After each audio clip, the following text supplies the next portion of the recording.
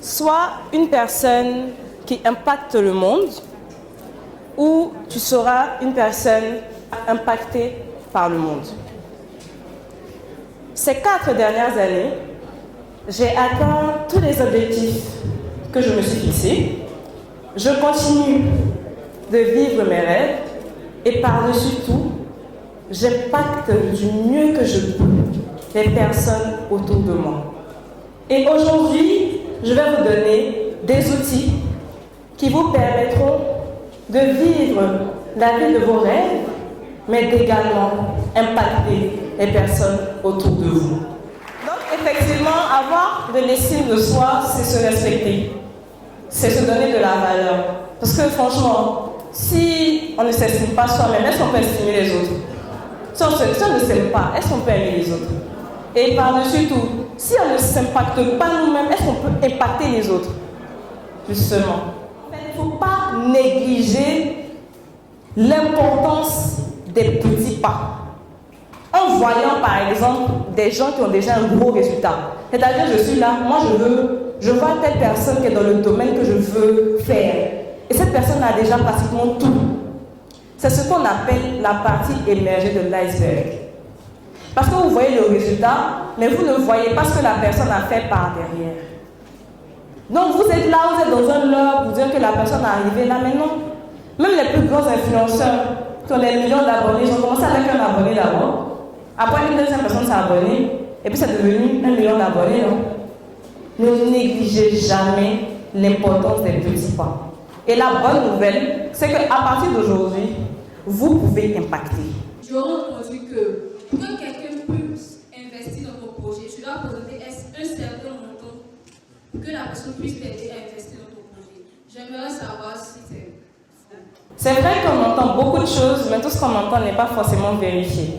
Et puis ça dépend aussi de l'environnement dans lequel on se trouve. Donc tout à l'heure, je n'ai pas dit qu'il ne faut pas de l'argent pour pouvoir investir. C'est pas ce que j'ai dit. J'ai dit qu'il ne faut pas attendre ça forcément pour se lancer. Parce que tu peux investir d'une autre façon.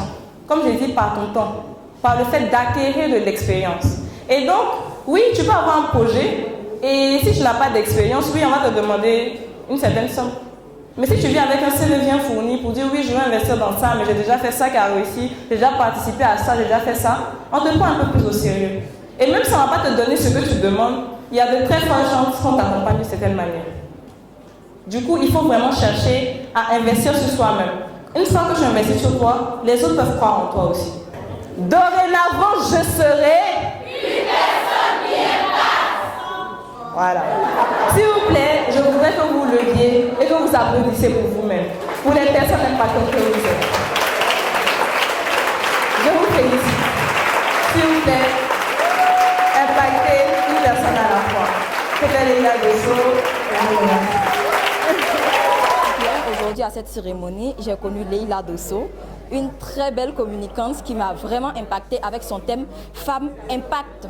Et j'ai été particulièrement satisfaite de son intervention et toute heureuse en fait de pouvoir connaître une jeune femme aussi dynamique et très intelligente. J'avoue que j'ai été impressionnée par l'intervention de chacune des personnes et c'est seulement pour Leila Dosso qui m'a vraiment impressionnée par son jeune âge avec toute l'expérience déjà qu'elle a emmagasinée.